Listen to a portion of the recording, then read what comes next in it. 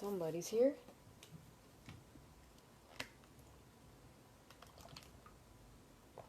I thought it might be Eric. That sounds like one of the names that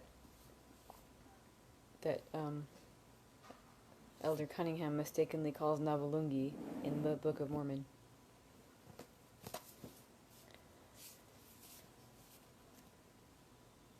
I'm just waiting for... Okay, I think Steven's here. Yay. Alright.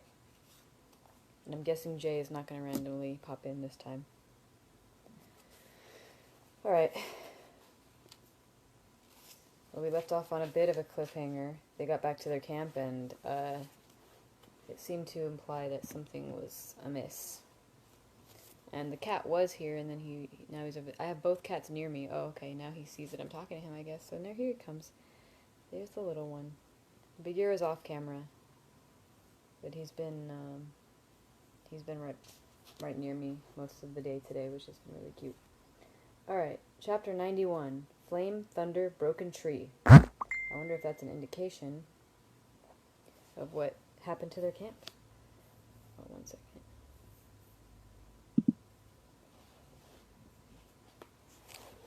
Sorry, 1 second.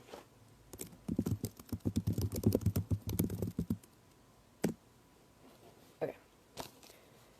The ridge we crouched on made a wide half-circle, holding the bandits' camp in the center of a protective crescent. The result was that the camp sat at the bottom of a large, shallow bowl. From our position, I could see the open portion of the bowl was bordered by a stream that curved in and away. The trunk of a towering oak tree rose like a pillar in the center of the bowl, sheltering the camp with its huge branches. 2 fires burned sullenly on either side of the great oak. Both would have been big as bonfires if not for the weather. As it was, they merely shed enough light to reveal the camp. Camp is a misleading term. Encampment would be better. There were 6 field tents, short and sloping, mostly intended for sleeping and storing equipment. The 7th tent was almost a small pavilion, rectangular and large enough for several men to stand upright. 6 men sat huddled close to the fires on makeshift benches. They were bundled up against the rain, all of them with the hard-eyed, long-suffering look of experienced soldiers. I just realized I need to mute my phone so it doesn't make loud noises. Okay. I ducked back below the ridgeline and was surprised to feel no fear at all. I turned to Martin and saw his eyes were a little wild. "How many do you think there are?" I asked. His eyes flickered thoughtfully. "At least 2 to a tent. If their leader keeps to the big tent, that makes 13, and we've killed 3, so 10. 10 at the very least." He licked his lips nervously. "But they could be sleeping as many as 4 to a tent, and the big tent could sleep 5 more in addition to the leader. That makes 30 less 3. "So at best we're outnumbered 2 to 1, I said. "Do you like those odds?" His eyes moved to the ridgeline, then back to me. "I'd take 2 to 1. We've got surprise. We're right up close." He paused and coughed into his sleeve. He spat. "But there's 20 of them down there. I can feel it in my balls." "What are you sniffing at?" He's sniffing my hand. "Can you convince Dedan?" He nodded. "He'll believe me. He's not half the ass he seems most of the time." "Good." I considered briefly. Things had been happening more quickly than I can tell them aloud. So despite everything that had happened, Dedan and Hespe were still 5 or 6 minutes behind us. "Go turn the 2 of them around," I told Martin. "Then come back for Tempe and me." He looked uncertain. "You sure you don't want to come now? We don't know when their guard might change." "I'll have Tempe with me. Besides, it should only take you a couple of minutes. I want to see if I can get a better count of how many there are." Yes. Bones.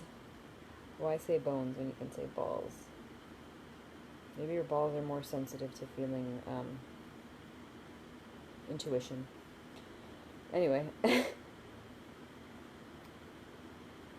Martin hurried off, and Tempe and I edged our way back up to the top of the ridge.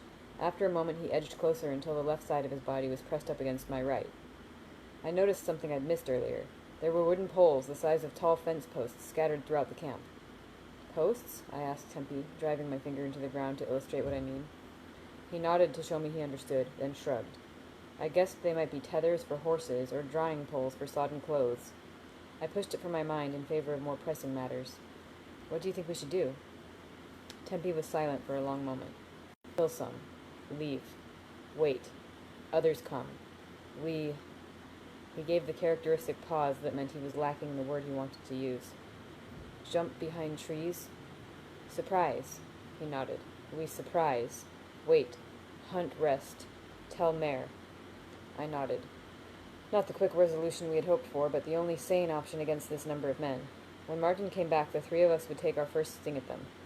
I guessed with surprise on our side, Martin could mark as many as 3 or 4 with his bow before we were forced to flee. Odds were he wouldn't kill all of them, but any man arrow shot would be less of a threat to us in the days to come. Any other way? A long pause. No way that is of the Lethani, he said. Having seen enough, I carefully slid down several feet until I was out of sight. I shivered as the rain continued to pelt down. It felt colder than it had a couple minutes ago, and I began to worry that I'd caught Martin's cold. That was the last thing I needed right now.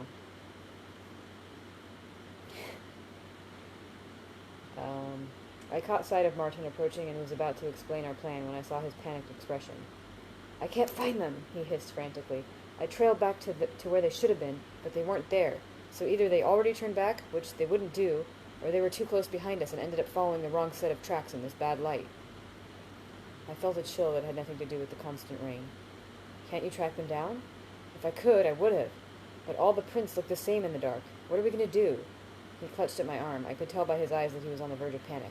They won't be careful. They'll think we've scouted everything ahead of them. What should we do? I reached into the pocket that held Dadan's simulacrum. I can find them. But before I could do anything, there was an outcry from the eastern edge of the camp. Is this fan really loud? I feel like it always gets very loud.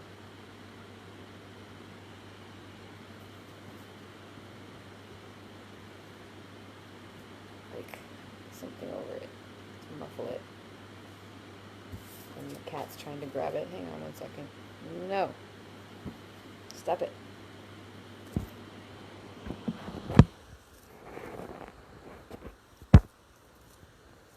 That wasn't enough.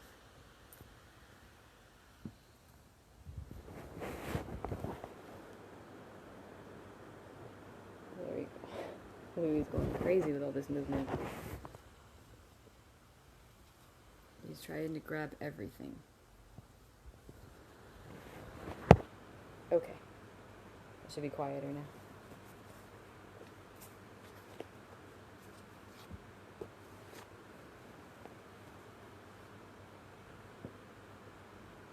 You're in the way now. Okay, before I could do anything, there was an outcry from the eastern edge of the camp. It was followed a second later by a furious shout and a string of cursing. Is that Dadan? I asked. Martin nodded. From over the ridge came the sound of frantic movement. The three of us moved as quickly as we dared, peering over the top. Men were swarming from the low tents like hornets from a nest. There were at least a dozen of them now, and I saw 4 with strung bows. Long sections of planking appeared from nowhere and were leaned against the posts, making crude walls about 4 feet high. Within seconds, the vulnerable, wide-open camp became a veritable fortress. I counted at least 16 men, but now whole sections of the camp were cut off from view. The light was worse as well, as the makeshift walls blocked the fires and cast deep shadows against the night. Martin was swearing a steady stream, understandably, as his bow wasn't nearly as useful now. He knocked an arrow quick as winking, and might have fired it just as fast if I hadn't laid a hand on his arm. Wait. He frowned, then nodded, knowing they would have half a dozen arrows for every one of his. Tempe was suddenly useless as well. He would be riddled with arrows long before he came close to the camp. The only bright facet was that their attention wasn't directed toward us. They were focused off to the east, where we had heard the sentries' cry and Dadan's cursing. The 3 of us might escape before we were discovered, but that would mean leaving Dadan and Hespe behind. This was the time when a skilled arcanist should be able to tip the scales, if not to give us an advantage, then at least to make escape possible. But I had no fire, no link. I was clever enough to make do without one of those, but without both... to make do without one of those, but without both I was nearly helpless. Rain began to pour down more heavily. Thunder grumbled. It was only a matter of time before the bandits figured out there were only 2 of them and rushed over to the ridge to make short work of our companions. If the 3 of us drew their attention, we would be overrun just as quickly. There was a concert of gentle hums, and a flight of arrows leapt over the eastern ridge. Martin stopped swearing and held his breath. He looked at me. "What are we going to do?" he said urgently. There was a questioning shout from the camp, and when no answer was forthcoming, another flight of arrows hummed over the eastern ridge, finding the range of their target. "What are we going to do?" Martin repeated. "What if they're hurt? What if they're dead?" I closed my eyes and slid down below the ridgeline, trying to gain a moment of clear thought. My foot bumped something soft and solid. The dead sentry. A dark thought occurred. I drew a deep breath and threw myself into the heart of stone. Deep, deeper than I had ever been before. All fear left me, all hesitation. I took hold of the body by its wrist and began to drag it up toward the lip of the ridge. He was a heavy man, but I hardly noticed. "Martin, may I use your dead?" I asked absently. The words were in a pleasant baritone, the calmest voice I had ever heard. Without waiting for an answer, I looked over the ridgeline toward the camp. I saw one of the men behind the wall, bending his bow for another shot. I drew my long, slender knife of good Ramston steel and fixed the image of the bowman in my mind. I set my teeth and stabbed the dead sentry in the kidney. The knife went in slowly, as if I were stabbing heavy clay instead of flesh. That's lovely. A scream rose above the sound of the thunder. The man fell, his bow flying wildly out of his hands. Another mercenary stooped to look at his companion. I refocused and stabbed the sentry in his other kidney, using both hands this time. There was a second scream, shriller than the first. More a keen than a scream, I thought, in an odd, separate corner of my mind.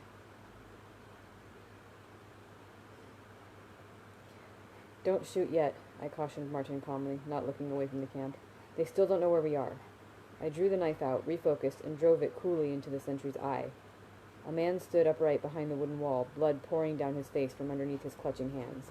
Two of his comrades rose, trying to get him back below the wooden parapet. My knife rose and fell, and one of them toppled to the ground even as his hands rose to his own bleeding face. "My God!" Martin choked. "Dear holy God!" I set the knife against the sentry's throat and surveyed the camp. Their military efficiency was falling apart as they began to panic. One of the wounded men continued to scream, high and piercing over the grumbling thunder.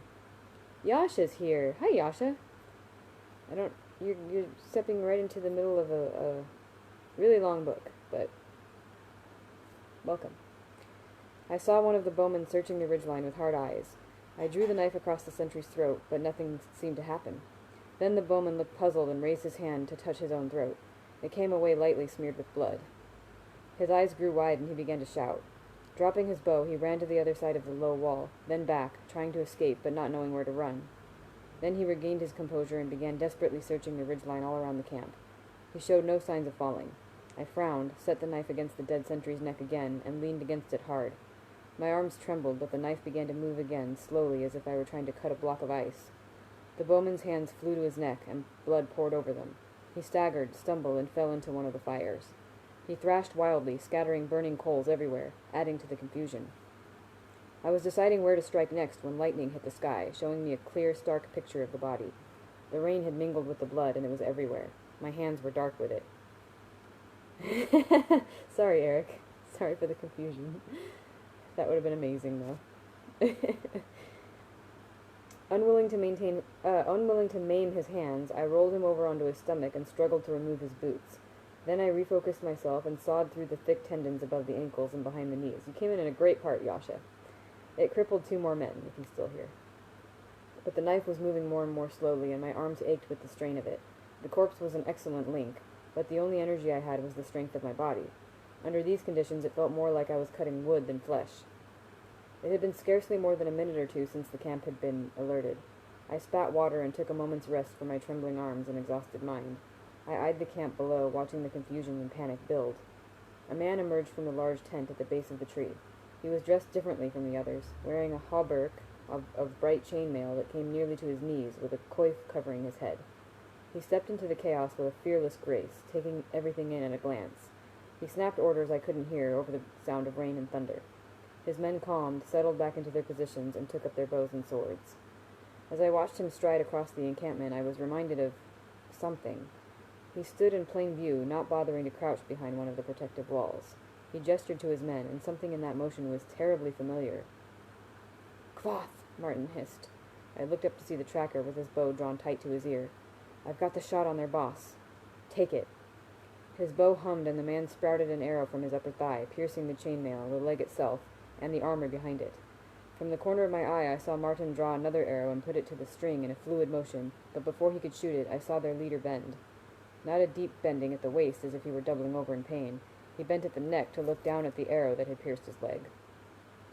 After a second's scrutiny, he grasped the arrow in a fist and snapped off the fletching. Then he reached behind himself and pulled the arrow from his leg. I froze as he looked straight toward us and pointed to our position with the hand that held the broken arrow. He spoke a brief word of command to his men, tossed the arrow into the fire, and stalked gracefully to the other side of the camp. "Great Hellu, overroll me with your wings," Martin said, his hand falling away from his bowstring. "Protect me from demons and creatures that walk in the night." Only the fact that I was deep in the heart of stone kept me from a similar reaction. I turned back to the camp in time to see a small forest of bows being bent in our direction. I ducked my head and aimed a kick at the stupefied tracker, knocking him over as the arrows hummed past. He tumbled over, his quiver of arrows scattering down the muddy bank. "Tempi?" I called. "Here," he replied from off to my left. "Aish, no arrow." More arrows sang overhead, a few of them sticking to the trees. Soon they would get the range and start arcing the arrows overhead so they fell on us from above. A thought came to me as calmly as a bubble rising to the surface of a pond. "Tempi, bring me this man's bow." "Yeah." I heard Martin muttering something, his voice low, urgent, and indistinct. At first I thought he'd been shot, then I realized he was praying. "Tellu, shelter me from iron and danger," he murmured softly.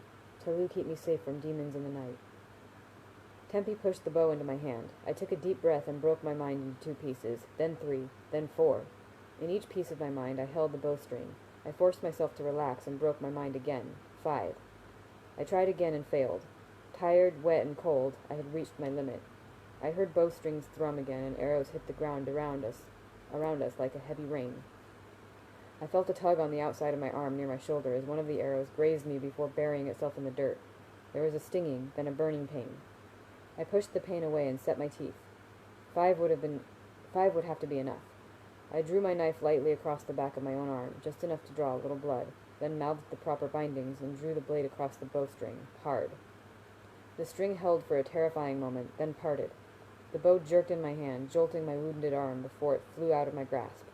Cries of pain and dismay came over the ridge, letting me know I'd been at least partly successful. Hopefully all 5 strings had been severed, leaving us with only 1 or 2 bowmen to deal with. But as soon as the bow flung itself out of my grasp, I felt the cold leach into me.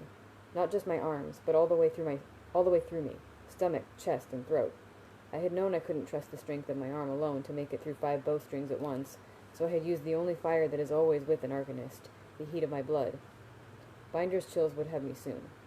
If I didn't find a way to get warm, I would lapse into shock, then hypothermia, then death.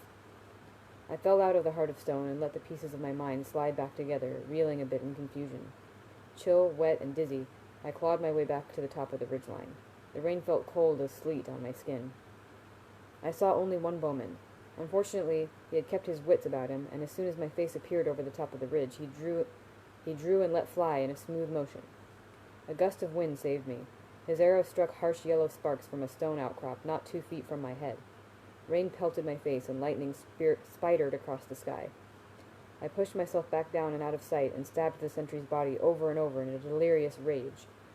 Finally, I struck a buckle, and the blade snapped. Panting, I dropped the broken knife. I came back to my senses with the sound of Martin's forlorn praying in my ears. My limbs felt cold as lead, heavy and awkward. Worse than that, I could feel the numb sluggishness of hypothermia creeping through me. I realized I wasn't shivering, and I knew it was a bad sign. I was soaking wet with no fire nearby to call my own. Lightning etched the sky again. I had an idea. I laughed a terrible laugh. I looked over the top of the ridge and was pleased to see no bowmen. But the leader was barking new orders, and I didn't doubt new bows would be found or strings replaced. Worse, they might simply abandon their shelter and overrun us with sheer numbers. There were easily a dozen men still standing. Martin still lay praying on the bank. "Tellu, who the fire could not kill, watch over me and fire." I kicked at him. "Get up here, damn you, or we're all dead." He paused in his praying and looked up. I shouted something incomprehensible and leaned over to drag him upward by the scruff of his shirt. I shook him hard and thrust his bow at him with my other hand, not knowing how it had come to be there. Lightning flashed again and showed me what he saw. My hands and arms were covered with the sentry's blood. The pelting rain made it streak and run, but hadn't washed it away. I looked black in the brief glaring light. It looked black. It looked black in the brief glaring light. Martin took his bow numbly. "Shoot the tree," I shouted over the thunder. He looked at me as if I had gone mad. "Shoot it!" Something in my expression must have convinced him, but his arrows were scattered, and he took up his litany again as he searched the muddy bank for one. "Tellu, who held Incanus to the wheel, watch over me in darkness." After a long moment of searching, he found an arrow and fumbled to fit it to his string with trembling hands, praying all the while. I turned my attention back to the camp. Their leader had brought them back under control. I could see his mouth shouting orders, but all I could hear was the sound of Martin's trembling voice. "Telu, whose eyes are true, watch over me." Suddenly the leader paused and cocked his head. He held himself perfectly still as if listening to something. Martin continued praying. "Telu, son of yourself, watch over me." Their leader looked quickly to the left and right as if he had heard something that disturbed him. He cocked his head again.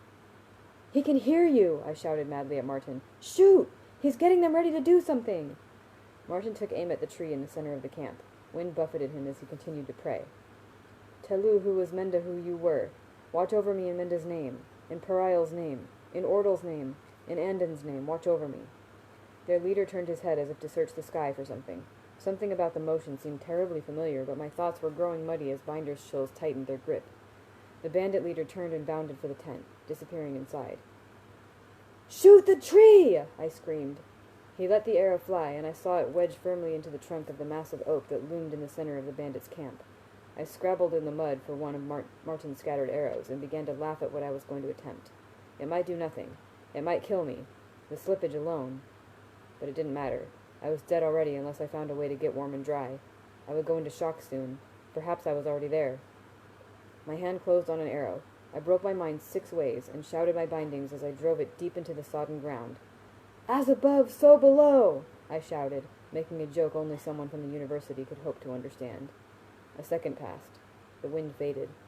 There was a whiteness, a brightness, a noise. I was falling. Then nothing. That's the end of that chapter.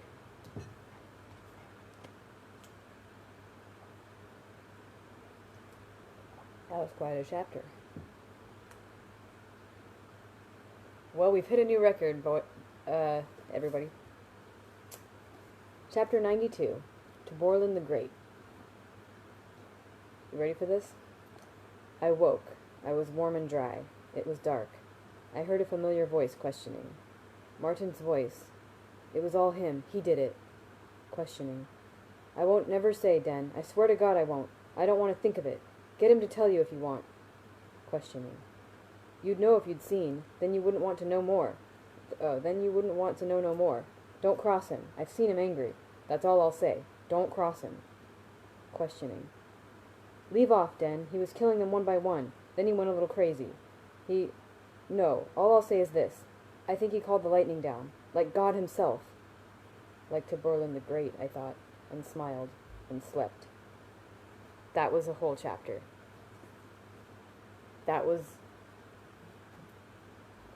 That's definitely the shortest chapter of all time, of the whole series. That's it. Look at this. This is one chapter. It's ridiculous. What is this? One? I want to count the sentences, but it's kind of a lot, actually.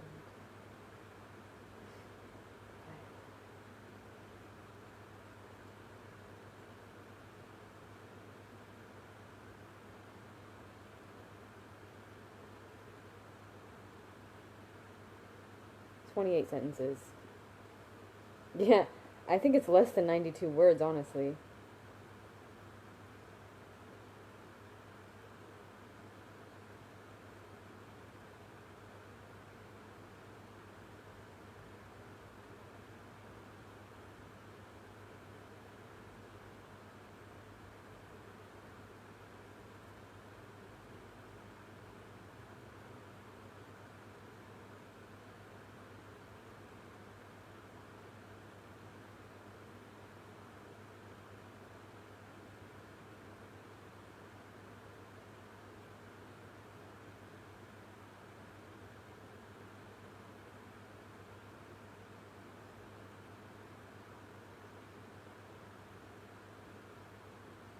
Okay, it's 124 words. That's nothing. Still nothing. Anyway, so I'll continue on to the next chapter now. That's definitely a new record, though. It's 100%. I've never seen a chapter this short. It doesn't even fill up the whole page. Like, there's a bunch of dead space above it and below it. It's, like, crazy. Okay. Anyway, chapter 93. Mercenaries all. After 14 hours of sleep, I was fit as a fiddle.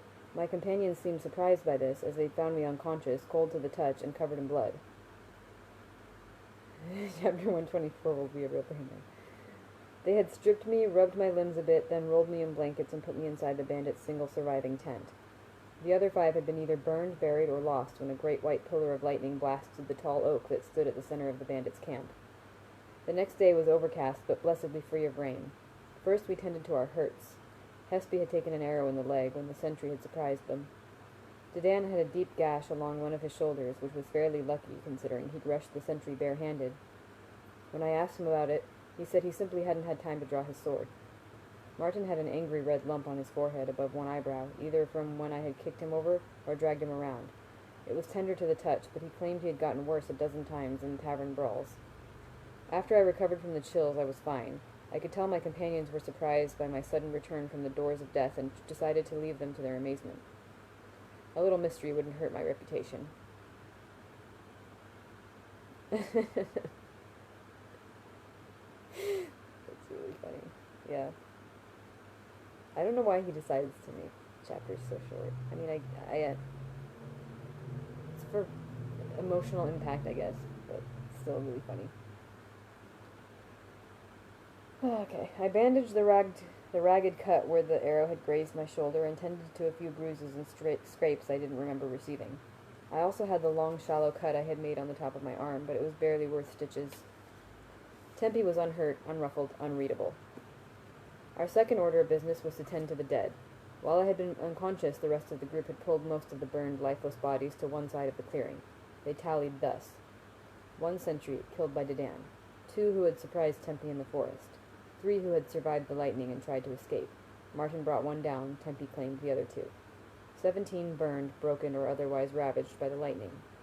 Of those, 8 had been dead or wounded unto death beforehand. We found tracks of 1 sentry who had watched the whole incident from the northeast piece of the ridge. His tracks were a day old before we found them, and none of us felt the slightest desire to hunt him down. Dedan pointed out he might be worth more alive if he spread word of this spectacular defeat to others who were thinking of banditry as a way of life. For once we agreed on something.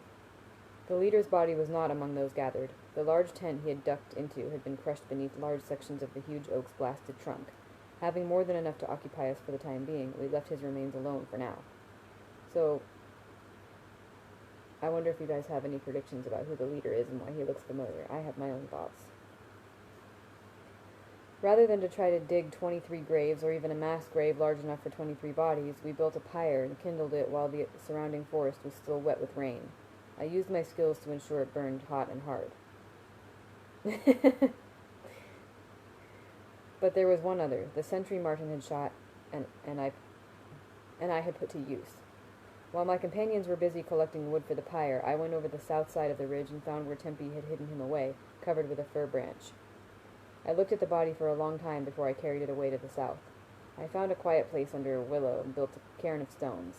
Then I crept into the underbrush and was quietly, violently sick. The lightning? Well, the lightning is difficult to explain. A storm overhead. A galvanic binding with 2 similar arrows. An attempt to ground the tree more strongly than any lightning rod. Honestly, I don't know if I can take credit for the lightning striking when and where it did, but as far as stories go, I called the lightning and it came. From the stories the others told, when the lightning struck, it wasn't a single startling bolt, but several in quick succession. Dedan described it as a pillar of white fire, and said it shook the ground hard enough to knock him off his feet.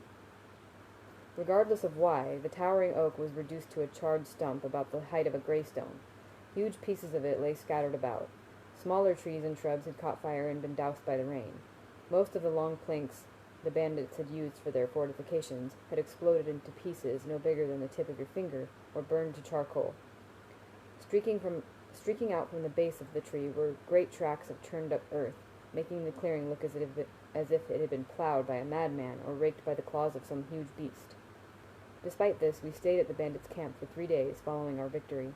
The stream provided easy water, and what remained of the bandits' provisions was superior to our own. What's more, after we salvaged some lumber and canvas, each of us had the luxury of a tent, or lean-to.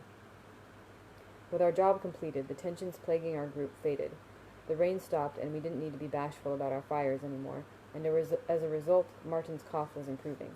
Dedan and Hespe were civil to each other, and Dedan stopped about 3/4 of his incessant jackassery toward me. But despite the relief at our job being done, things weren't entirely comfortable. There were no stories at night, and Martin distanced himself from me whenever he could. I could hardly blame him, considering what he had seen. With that in mind, I took the first chance I had to privately destroy the wax momets I had made. I had no use for them now, and I feared what might happen if one of my companions discovered them in my travel sack. Tempe made no comment on what I'd done with the bandit's body, and from what I could tell, he didn't seem to hold it against me. Looking back, I realized how little I truly understood the Adem. But at the time, all I noticed was that Tempe spent less time helping me practice the Catan, and more time practicing our language and discussing the ever-confusing concept of the Lithani.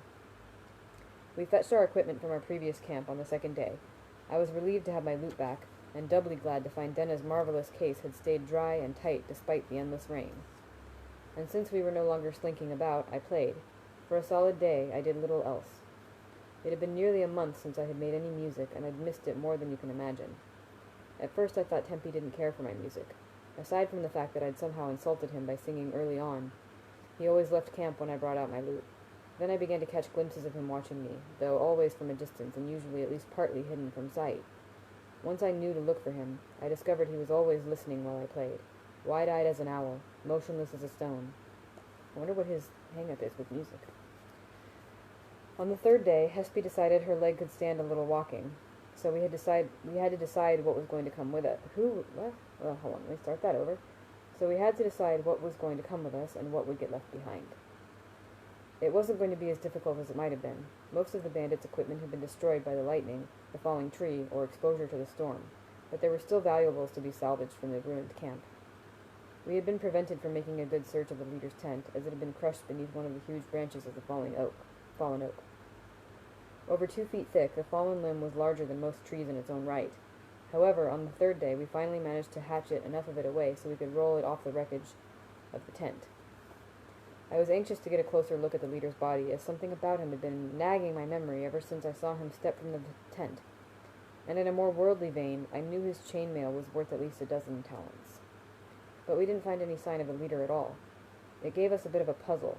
Martin had only found one set of tracks leading away from camp, those of the escaped sentry. None of us could guess where the leader had gone. To me it was a puzzle and an annoyance, as I had been wanting to get a clearer look at his face. Dedan and Hespe believed he'd simply escaped in the chaos following the lightning, maybe using the stream to avoid leaving tracks. Martin, however, grew distinctly uneasy when we didn't find his body. He murmured something about demons and refused to go near the wreckage. I thought he was being a superstitious fool, but I won't deny that I found the missing body more than slightly unnerving as well. Inside the ruined tent, we found a table, a cot, a desk, and a pair of chairs, all shattered and useless. In the ruined desk there were some papers I would have given a good deal to read, but they had spent too long in the wet, and the ink had run. There was also a heavy hardwood box, slightly smaller than a loaf of bread. Alvaron's family crest was enameled on the cover, and it was locked tight. Both Hespe and Martin admitted they had a little skill at opening locks, and since I was curious about what was inside, I let them have a go so long as they didn't damage the lock. Each of them took a long turn at it, but neither met with any success.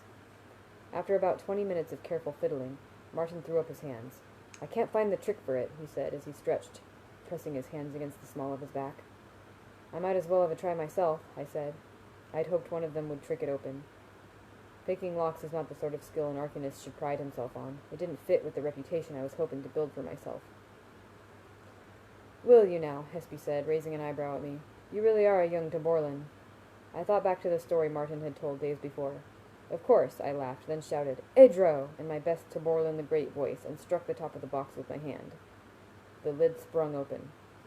I was surprised as everyone else, but I hid it better. What had obviously happened is that one of them had actually tripped the lock, but the lid had been stuck. Probably the wood had swollen as it lay for days in the damp. When I'd struck it, it had simply come loose. But they didn't know that. From the looks on their faces, you would think I had just transmuted gold in front of them. Even Tempe raised an eyebrow. "Nice trick, Taborlin," Hespe said, as if she weren't sure if I were playing a joke on them. I decided to hold my tongue and slid my set of makeshift lockpicks back into the pocket of my cloak. If I was going to be an arcanist, I might as well be a famous arcanist. Doing my best to radiate an air of solemn power, I lifted the lid and looked inside. The first thing I saw was a thick, folded piece of paper. I pulled it out. "What's that?" Dedan asked. I held it for all of them to see. It was a careful map of the surrounding area, featuring not only an accurate depiction of the curving highway, but the locations of nearby farms and streams. Crosson, Fenhill, and the Pennyworth Inn were marked and labeled on the western road. He's a witch! They end up in Salem somehow. "What's that?" Dedan asked, gesturing with a thick finger to an unlabeled X deep in the forest on the south side of the road. "I think it's this camp," Martin said, pointing. "Right next to that stream." I nodded. "If this is right, we're closer to Crosson than I thought. We could just head southeast from here and save ourselves more than a day's walking." I looked at Martin. "Does that seem right to you?" "Here, let me see." I handed him the map and he looked it over. "It looks like it," he agreed. "I didn't think we had come that far south. We'd save at least 24 miles going that way." "That's no small blessing," Hespe said, rubbing at her bandaged leg. "That is, unless one of you gentlemen would like to carry me." I turned my attention back to the lockbox. It was full of tightly wrapped cloth packages. Lifting one out, I saw the glint of gold. There was a murmur from everyone present. I checked the rest of the small, heavy bundles and was greeted with more coins, all gold. At a rough count, there were over 200 royals. While I'd never actually held one, I knew a single gold royal was worth 80 bits, almost as much as the mayor had given me to finance this entire trip. No wonder the mayor had been eager to stop the waylaying of his tax collectors. I juggled numbers in my head, converting the contents of the box to a more familiar currency, and came up with more than 500 silver talents, enough money to buy a good-sized roadside inn, or an entire farmstead with all the livestock and equipage included. With that much money, you could buy yourself a minor title, a court appointment, or an officer's position in the military. I saw everyone else making their own calculations. "How about we share a little bit of that around?" Dedan said without much hope. I hesitated, then reached into the box. "Does a royal each seem fair to everyone?" Everyone was silent as I unwrapped one of the bundles. Dedan looked at me incredulously. "Are you serious?" I handed him a heavy coin. "The way I see it, less scrupulous people might forget to tell Alvaron about this, or they'd never go back to Alvaron at all. I think a royal each is a good reward for us being such honest folk." I tossed Martin and Hespe a bright gold coin each. "Besides," I added, tossing a royal to Tempe, "I was hired to find a group of bandits, not destroy a minor military encampment." I held up my royal. "This is our bonus for services beyond the call of duty." I slid it into my pocket and patted it. "Alvaron need never know about it." Dedan laughed and clapped me on the back. "You're not so much different from the rest of us after all," he said. I returned his smile and pressed the lid of the box closed, hearing the lock click tightly into place. I didn't mention the 2 other reasons for what I did. First, I was effectively buying their loyalty. They couldn't help but realize how easy it would be to simply grab the box and disappear. The thought had crossed my mind, too. 500 talents would pay my way through the university for the next 10 years with plenty to spare. Now, however, they were considerably richer, and they got to feel honest about it. A heavy piece of gold would keep their minds off the money I was carrying, though I still planned on sleeping with the locked box under my pillow at night. Second, I could use the money. Both the royal I had tucked openly into my pocket, and the other 3 I'd palmed when handing out coins to the others. As I said, Alvaron would never know the difference, and 4 royals would cover a full term's tuition at the university. He probably will lose that money. He always does. It's just a matter of how. There's always something. Something always happens. After I secured the mayor's lockbox in the bottom of my travel sack, each of us decided what we would scavenge from the bandits' equipment. The tents we left for the same reason we hadn't brought our own in the first place. They were too bulky to carry. We took as much of their food as we could stow, knowing the more we carried, the less we would have to buy. I decided to take one of the bandits' swords. I wouldn't have wasted the money to buy one, since I didn't know how to use it, but if they were free for the taking. As I was looking over the assorted weapons, Tempe came over and gave a few words of advice. After we had narrowed my options to 2 swords, Tempe finally spoke his mind. "You cannot use a sword." Questioning. Embarrassment. I got the impression that to him, the thought of someone not being able to use a sword was more than slightly shameful. Like not knowing how to eat using a knife and fork. "No," I said slowly, "but I was hoping you could show me." Makes sense. It's a good theory. Tempe stood very still and quiet. I might have taken it for a refusal if I had not come to know him so well. This type of stillness meant he was thinking. Pauses are a key part of Ademic conversation, so I waited patiently. The 2 of us stood quietly for a minute, then 2, then 5, then 10. I fought to stay still and quiet. Perhaps this was a polite refusal. I thought myself terribly savvy, you see. I had known Tempe for nearly a month, learned 1,000 words and 50 pieces of the Adem hand speech. I knew the Adem were not bashful about nudity or touching, and I was beginning to grasp the mystery that was oh my god, I can't say this word. That was the Lethani. It's such a tongue twister for some reason. Oh yes, I thought that I was terribly clever. Had I truly known anything about the Adem, I never would have dared to ask Tempe such a question. Will you teach me that? He pointed across the camp to where my loot case lay, leaning against a tree. I was caught off guard by the question. I had never tried to teach anyone how to play the lute before. Perhaps Tempe knew this and was implying something similar about himself. I knew he was prone to subtly layered speaking. A fair offer. I nodded. I will try. Tempe nodded and pointed to one of the swords we had been considering. Wear it, but no fighting. With that he turned and left. At the time, I took this for his natural brevity. The scavenging continued throughout the day. Martin took a good number of arrows and all the bowstrings he could find. Then, after checking to see no one wanted any of them, he decided to take the 4 long bows that had survived the lightning. They made an awkward bundle, but he claimed they'd be worth a heavy penny when he sold them in Crossland. Dedan grabbed a pair of boots and an armored vest nicer than the one he was wearing. He also laid claim to a deck of cards and a set of ivory dice. Hespe took a slender set of shepherd's pipes and tucked almost a dozen knives into the bottom of her pack with the hope of selling them later. Even Tempe found some things he fancied, a whetstone, a brass salt box, and a pair of linen pants he took down to the stream and dyed a familiar blood red. I took less than the rest of them, a small knife to replace the one I'd broken, and a small shaving razor with a horn handle. I didn't need to shave that often, but I'd gotten it into the habit while in the mayor's court. I might have followed Hespe's example and taken a few knives as well, but my travel sack was already unpleasantly heavy with the weight of the mayor's lockbox. This may seem a little ghoulish, but it is simply the way of the world. Looters become looted, while time and tide make us mercenaries all. That's the name of the chapter. I can probably do... Yeah, this is another short one. I might do 1 or 2 more, because I think it's only been like half an hour.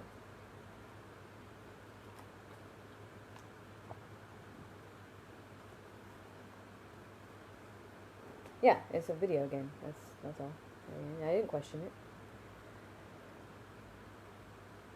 it. My back. Sorry. Chapter 94. Over Rock and Root. We decided to trust the map we'd found and cut straight west through the forest, heading toward Crossland. Even if we missed the town, we couldn't help but hit the road and save ourselves long miles of walking. Hespe's wounded leg made the going slow, and we only put 6 or 7 miles behind us that first day. It was during one of our many breaks that Tempe began my true instruction in the Khitan. Fool that I was, I'd assumed he had already been teaching me. The truth was, he had merely been correcting my more horrifying mistakes because they irritated him, much the same way I'd attempted to tune someone's lute if they were playing off-key in the same room. This instruction was a different thing entirely. We started at the beginning of the Khitan, and he corrected my mistakes. All my mistakes. He found 18 in the first motion alone, and there are more than 100 motions in the Khitan.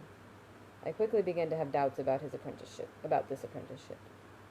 I also began to teach Tempe the lute. I played notes as we walked and taught him their names, then showed him some chords. It seemed as good a place as any to begin. We hoped to make it to Crossland by noon of the next day, but near mid-morning we encountered a stretch of dreary, reeking swamp that hadn't been marked on the map. Thus began a truly miserable day. We had to test our footing with every step, and our progress slowed to a crawl. At one point Dedan startled and fell, thrashing about and spattering the rest of us with brackish water.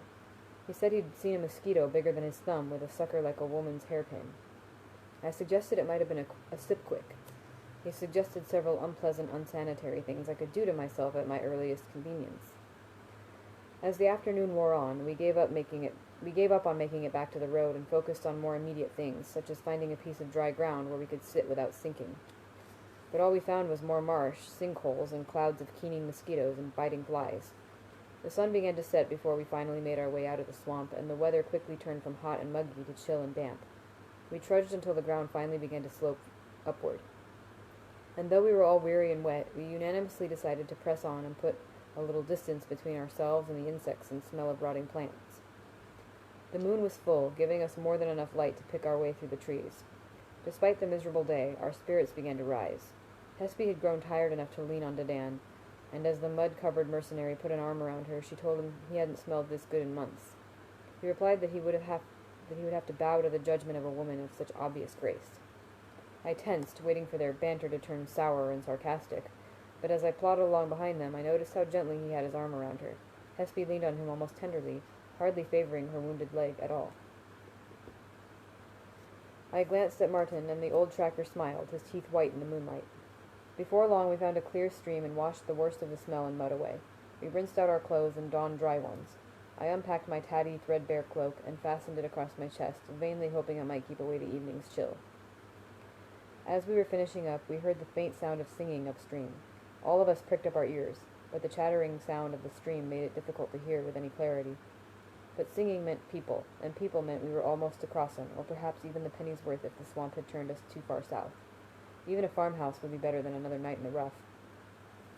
So despite the fact that we were tired and aching, the hope of soft beds, warm meals, and cool drinks gave us energy to gather up our packs and press on. We followed the stream, Dedan and Hespe still walking as a pair. The sound of singing came and went. The recent rains meant the stream was running high, and the noise of it tumbling over rock and root was sometimes enough to drown out even the sound of our own footsteps. Eventually the stream grew broad and still as the heavy brush thinned and opened into a wide clearing. There was no singing any longer, nor did we see a road, inn, or any flicker of firelight, just a wide clearing well lit by moonlight. The stream broadened out, forming a bright pool, and sitting on a smooth rock by the side of the pool. "Lord Telu, protect me from the demons of the night," Martin said woodenly, but he sounded more reverent than afraid, and he did not look away. "That's," Dedan said weakly, "that's—" "I do not believe in fairies," I tried to say, but it came out as barely a whisper. It was Felurian.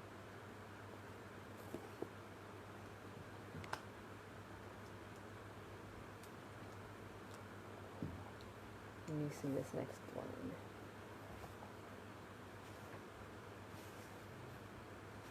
There's a lot of short chapters tonight. Short-ish, at least.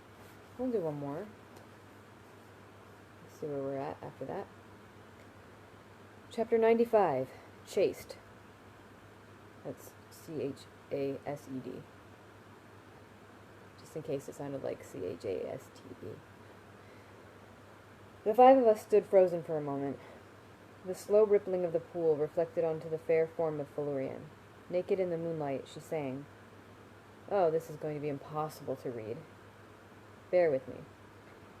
Seilanion Luhial, di Mari Felanua, Creata tu Siar, tu Alaran di, Jirella Amuaon, Losi Andalan, tu Nia Vorulan, Felurian Thay.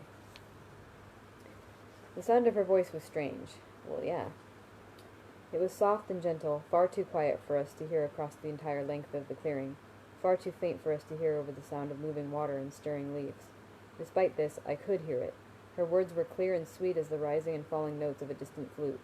It reminded me of something I could not press my finger to. The tune was the same Dedan had sung in his story. I did not understand a word of it save her name in the final line. Nevertheless, I felt the draw of it, inexplicable and insistent, as if an unseen hand had reached into my chest and tried to pull me into the clearing by my heart. I resisted. I looked away and set one hand against a nearby tree to steady myself. Behind me I heard Martin murmuring, "No, no, no," in a low voice as if he were trying to convince himself. "No, no, no, no, no. Not for all the money in the world." I looked over my shoulder. The tracker's eyes were fixed feverishly on the clearing in front of him, but he seemed more... Those were made-up words, but, yeah, because it's a fake language that the author made up. Yes, I saw that we lost connection. I'm not sure exactly when it happened. I think I caught it right after, but I'm not sure exactly what the last thing was that you heard. So, I'll go back a little bit so I can tell that you heard the song, because you just commented about it, so...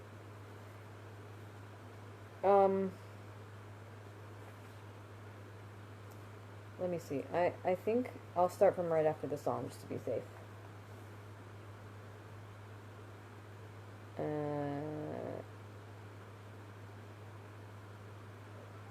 What's up? Why are you meowing at? Okay. He's meowing at me because I stopped reading. Are you gonna come in my lap? Oh, baby. He's purring and whining softly at me. Bagheera is at my feet. Are you gonna come over here too, Bagheera, or are you gonna roll around on your back and be a big fatty? He's licking my feet. Okay. The sound of her voice was strange. It was soft and gentle, far too quiet for us to hear across the entire length of the clearing, far too faint for us to hear over the sound of moving water and stirring leaves. Despite this, I could hear it. Her words were clear and sweet as the rising and falling notes of a distant flute. It reminded me of something I could not press my finger to. The tune was the same Dadan had sung in his story. I did not understand a word of it save her name in the final line. Nevertheless, I felt the draw of it, inexplicable and insistent, as if an unseen hand had reached into my chest and tried to pull me into the clearing by my heart. I resisted. I looked away and set one hand against a nearby tree to steady myself. Behind me...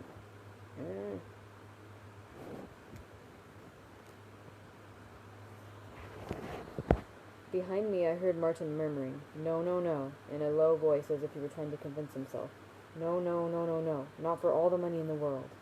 I looked over my shoulder. The tracker's eyes were fixed feverishly on the clearing in front of him, but he seemed more afraid than aroused. Tempi stood, surprise plain on his normally impassive face. Dan stood rigidly to one side, his face drawn while Hespi's eyes darted back and forth between him and the clearing. Then Felurian began to sing again. It felt like the promise of a warm hearth on a cold night. It was like a young girl's smile. I found myself thinking of Losi at the Pennyworth, her red curls like a tumble of fire. I remembered the swell of her breasts and the way her hand had felt running through my hair. Felurian sang, and I felt the pull of it. It was strong, but not so strong that I couldn't hold myself back. I looked into the clearing again and saw her, skin silver white under the evening sky. She bent to dip one hand in the water of the pool, more graceful than a dancer. A sudden clarity of thought came over me. What was I afraid of? A fairy story? There was magic here, real magic. What's more, it was a magic of singing. If I missed this opportunity, I would never forgive myself. I looked back again at my companions. Martin was shaking visibly. Tempi was backing slowly away. Dadan's hands made fists at his sides. Was I going to be like them, superstitious and afraid?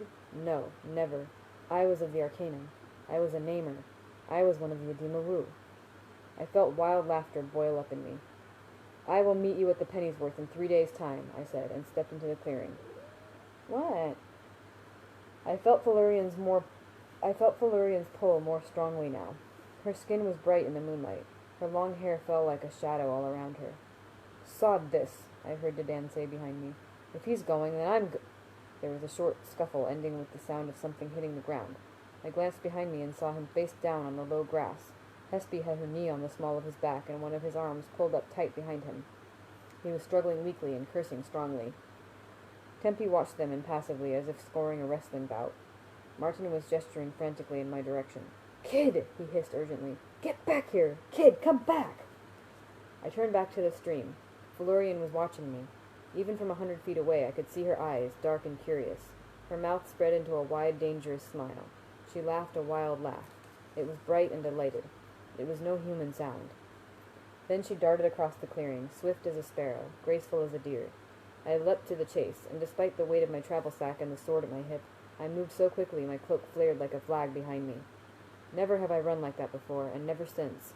It was the way a child runs, light and quick, without the least fear of falling. Felurian ahead of me. Into the scrub. I dimly remember the trees, the smell of earth, the gray of moonlit stone. She laughs. She dodges, dances, pulls ahead. She waits till I am almost close enough to touch, then skips away. She shines in the light of the moon. There are clutching branches, a spray of water, a warm wind. And I have hold of her. Her hands are tangled in my hair, pulling me close, her mouth eager, her tongue shy and darting, her breath in my mouth, filling my head. The hot tips of her breasts brush my chest. The smell of her like clover, like musk, like ripe apples fallen to the ground. And there is no hesitation, no doubt. I know exactly what to do. My hands are on the back of her neck, brushing her face, tangled in her hair, sliding along the smooth length of her thigh, grabbing her hard by the flank, circling her narrow waist, lifting her, laying her down. And she writhes beneath me, lithe and languorous, slow and sighing. Her legs around me, her back arches, her hot hands clutch my shoulders, my arms pressing the small of my back, and she is astride me, her movements wild. Her long hair trails across my skin. She tosses her head, trembling and shaking, crying out in a language that I do not know. Her sharp nails digging into the flat muscles of my chest. And there is music to it, the wordless cries she makes, rising and falling, her sigh, my racing heart. Her motion slows. I clutch her hips in frantic counterpoint.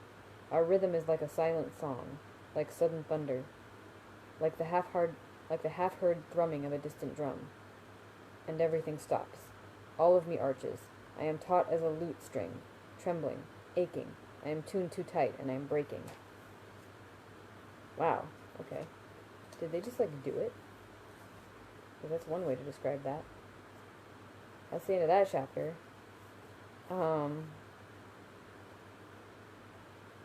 I think that's a good place to leave off.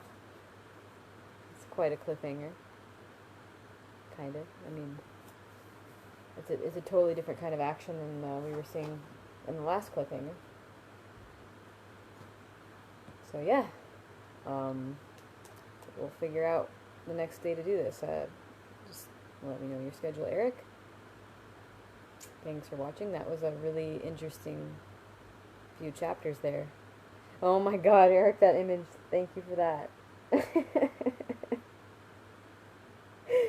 Oh man, that's really funny.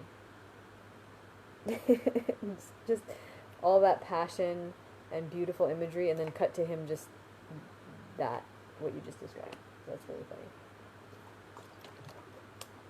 On that note, good night, guys. I'll see you next time.